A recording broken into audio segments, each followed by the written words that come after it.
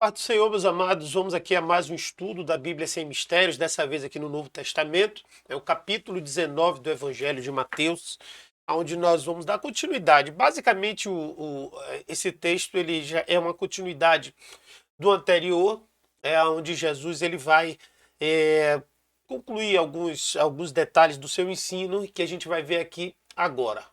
Vamos lá, vamos começar então. Olha só como é importante a gente pegar o fio da meada.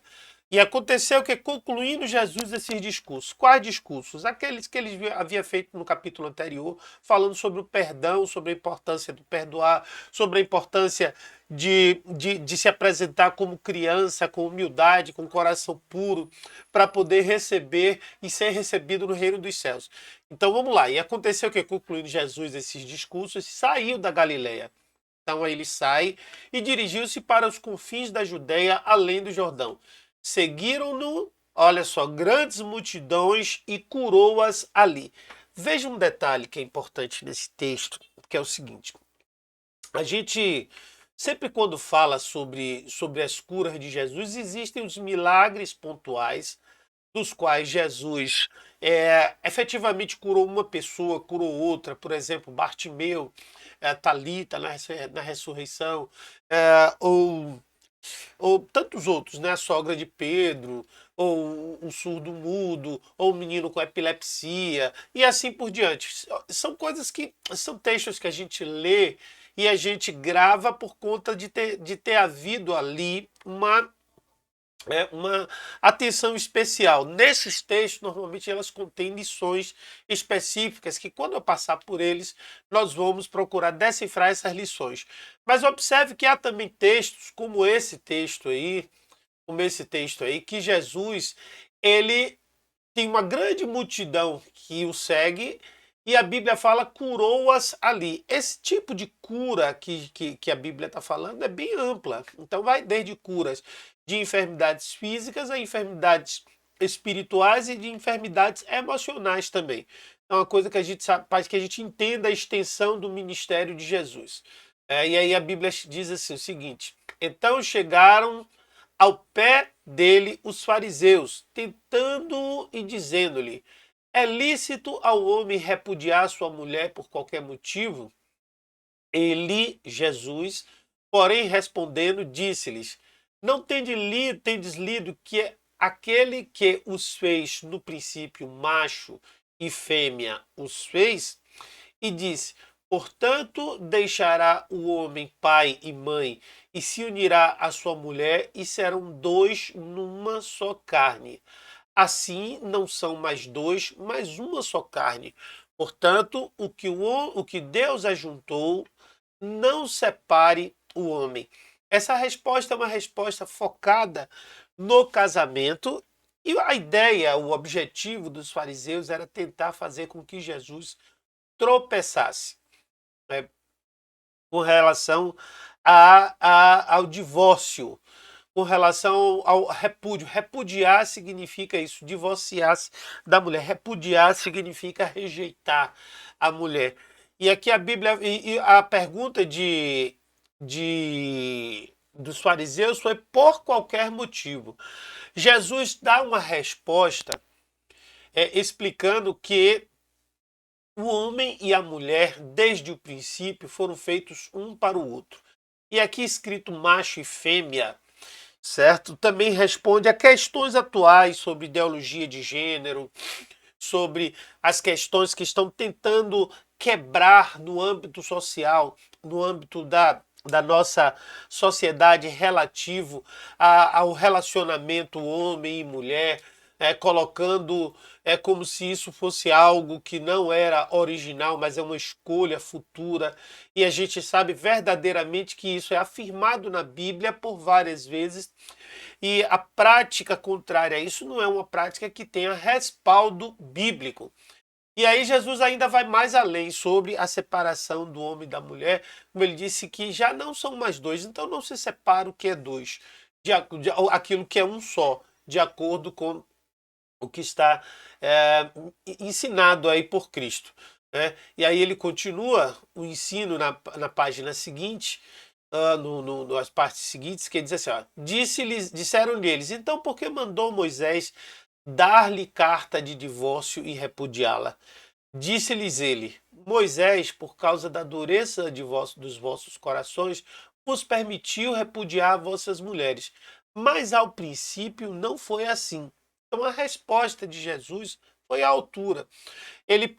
Quando Jesus fala de Moisés, ele está ali colocando que existia algo antes de Moisés, né? Então aqui, ó, Moisés permitiu o repúdio, permitiu o divórcio, permitiu por causa de vocês, não por causa da lei, não por causa da palavra, não por causa de Deus, porque no início Deus não fez assim. Então o início não foi feito dessa maneira, o início foi feito, os dois se unirão e serão uma só carne.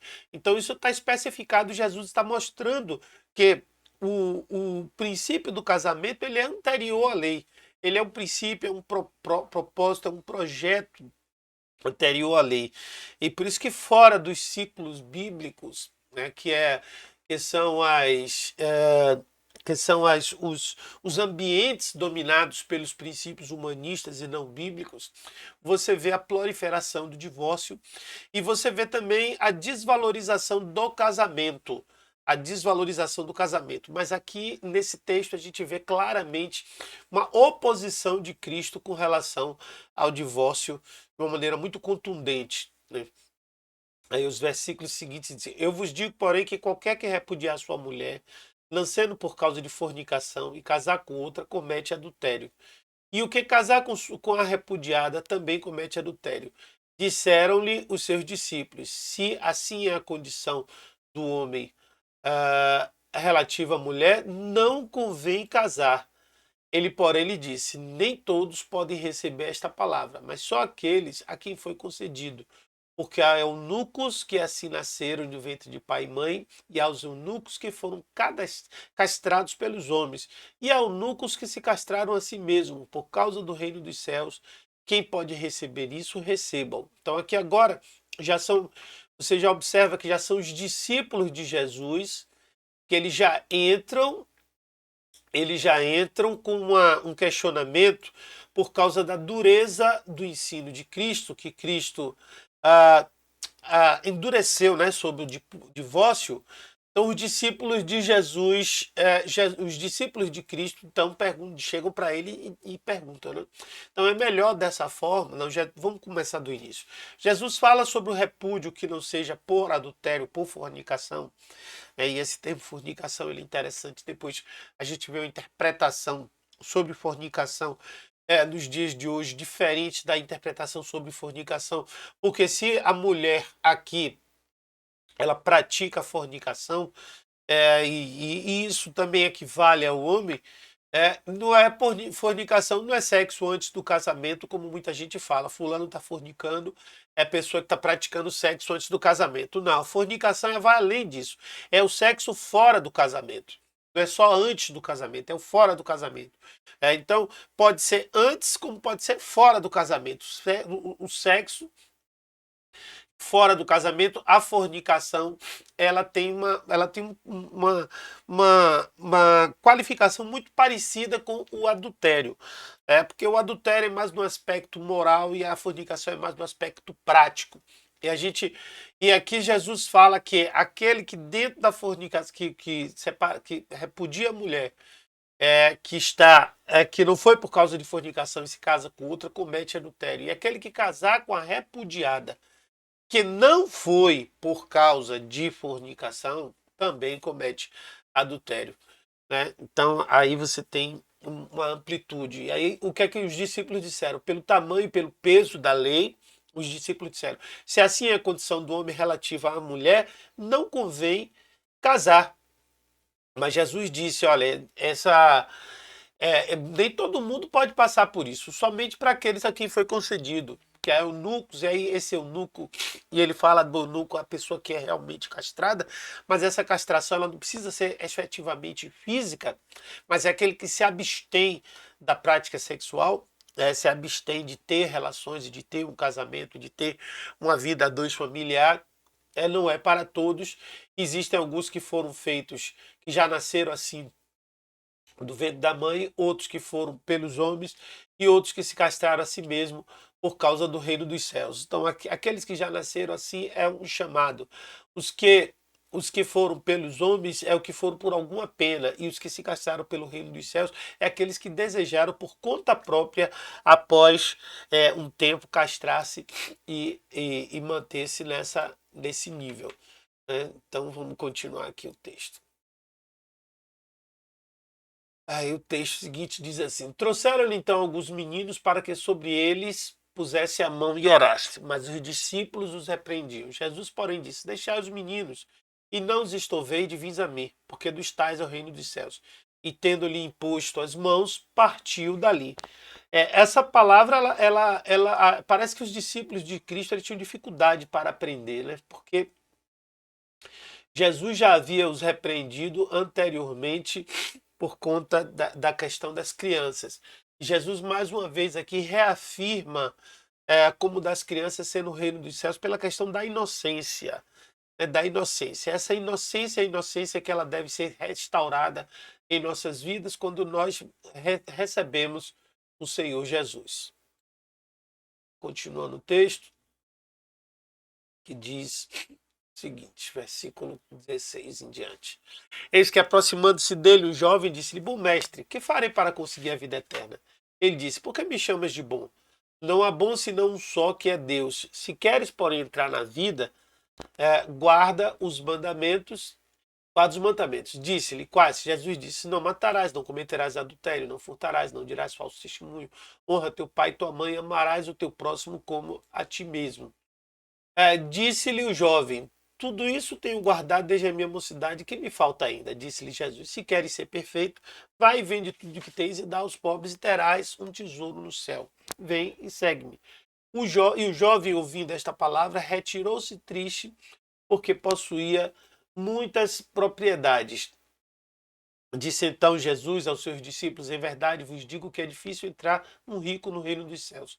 E outra vez, que é mais difícil passar um camelo pelo fundo de uma agulha do que entrar um rico no reino dos céus.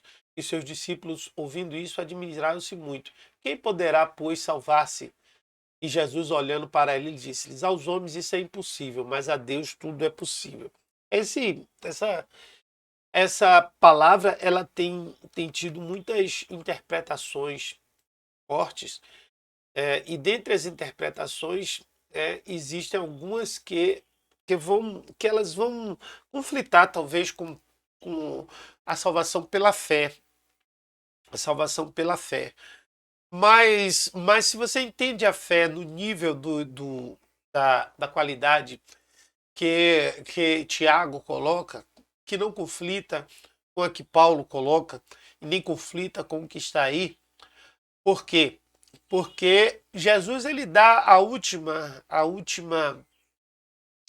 referência que é necessária para que a sua fé seja concreta. Então a fé ela não pode ser baseada somente em ações e preceitos.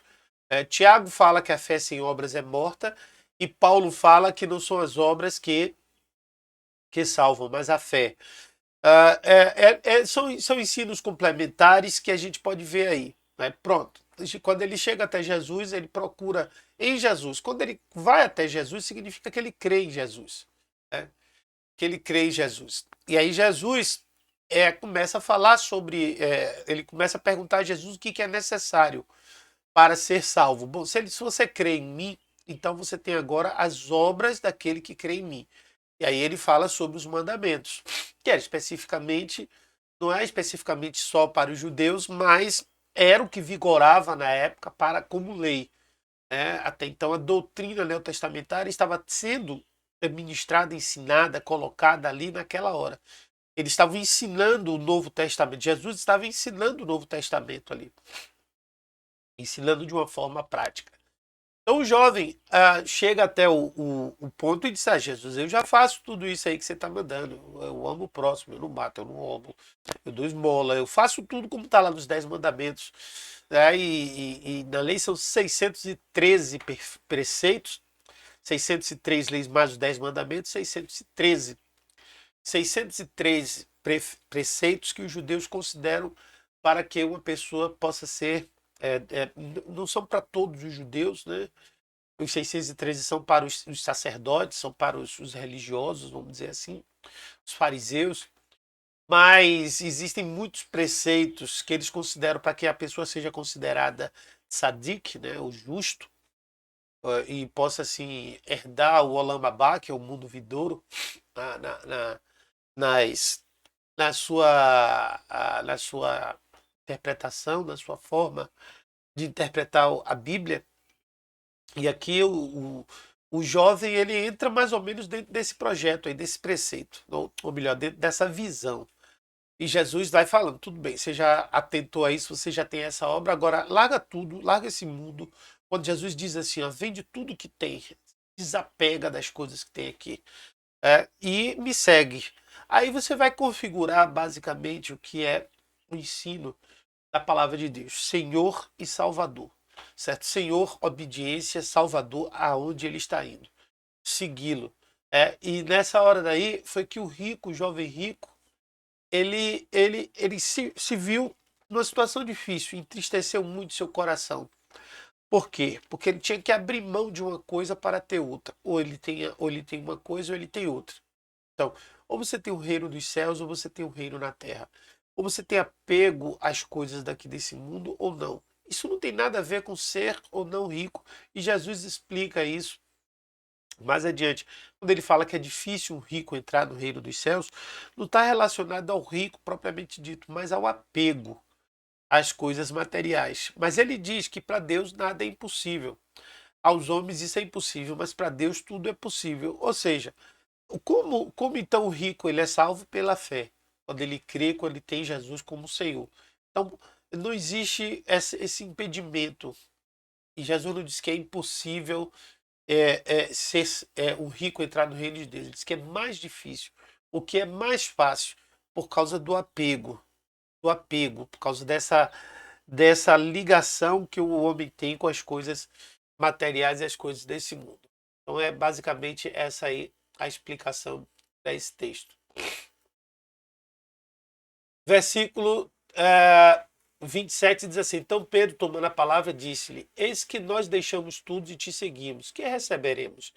Jesus disse-lhes: Em verdade, digo que vós que me seguiste, quando na regeneração, importante isso aqui, o Filho do Homem se assentar no trono de sua glória, também vos assentareis sobre os 12 tronos, sobre 12 tronos, para julgar as 12 tribos de Israel. Todo aquele que tiver deixado casas, ou irmãs, ou irmãos, ou pai, ou mãe, ou mulher, ou filhos, ou terra, por amor de meu nome, receberá 100 vezes tanto e herdará a vida eterna. Porém, muitos primeiros serão os derradeiros e muitos dos derradeiros serão os primeiros. Essa é a última parte aqui desse capítulo. Ele tem ensinos muito fortes. Vamos lá. O primeiro ensino forte que a gente vai ver é sobre ser salvo e sobre como vai ser a herança no céu. Primeiro Pedro ele fala o seguinte, ele pergunta para Jesus sobre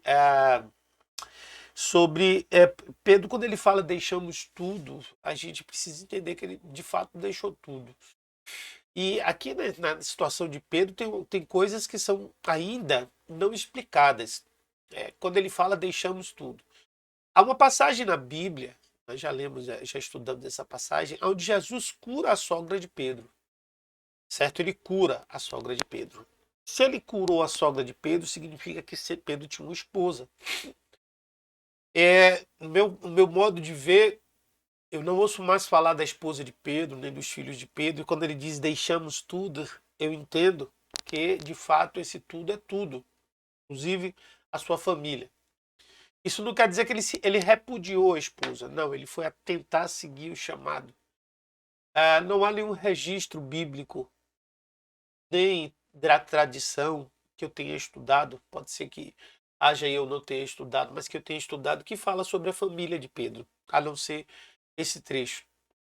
Mas aqui corrobora uma situação nas quais nós compreendemos que Pedro realmente largou tudo para seguir Jesus. Aí Jesus diz assim, ó, que haverá um tempo de regeneração. O que é essa regeneração? essa regeneração seria a restauração do reino. Nós entendemos hoje, com o passar do tempo, que, e a gente vai vendo ao longo da história, somente da história de Israel, da igreja, que houve uma separação entre a igreja e Israel. E essa separação, ela é proposital, né? Na verdade, Israel faz parte do plano de Deus, Israel faz parte do projeto de Deus, e haverá um tempo de regeneração, de restauração, certo, dessa nação. Haverá esse tempo. Hoje essa nação é uma nação que carrega, foi por ela que o Senhor nos trouxe a palavra, foi por ela que o Senhor nos deu Jesus, né, a salvação. Foi por ela que nós entendemos a criação, como tudo se processa.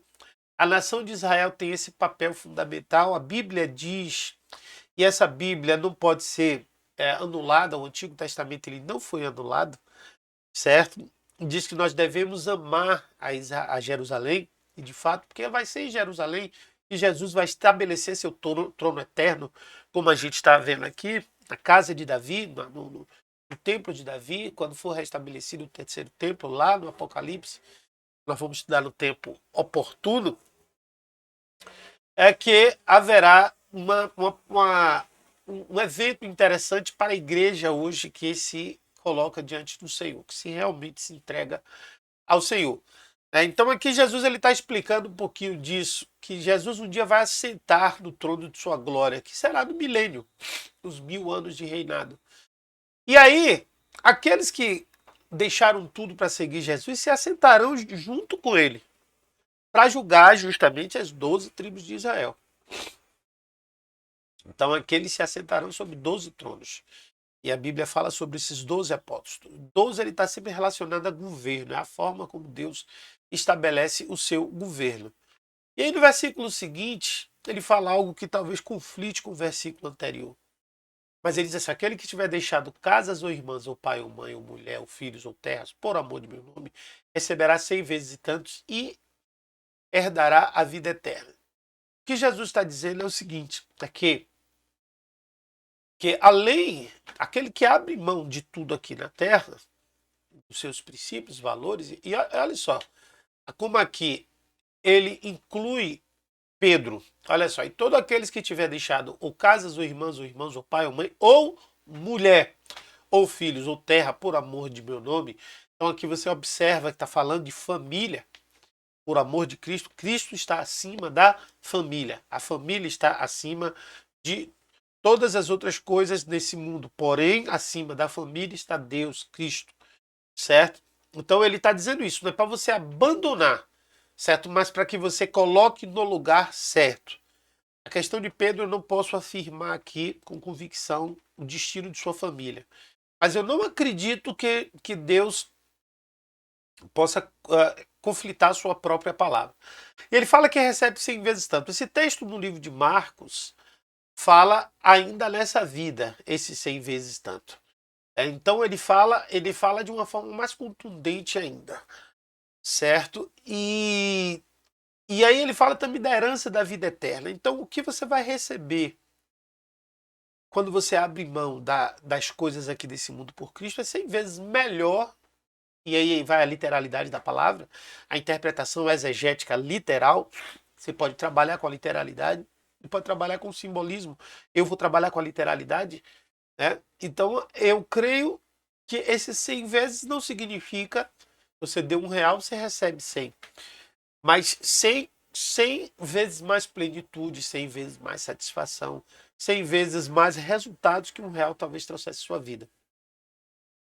E aí ele fala que muitos serão os derradeiros, né? Muitos serão os últimos, e muitos derradeiros, muitos dos primeiros serão derradeiros, e muitos dos últimos serão os primeiros. Aí é uma palavra focada para Israel, porque Israel realmente era o primeiro, eram os primeiros do plano de Deus, e acabou ficando para trás, né? Então a gente conclui aqui esse estudo do capítulo 19 do Evangelho segundo São Mateus. Deus abençoe e até a próxima aula.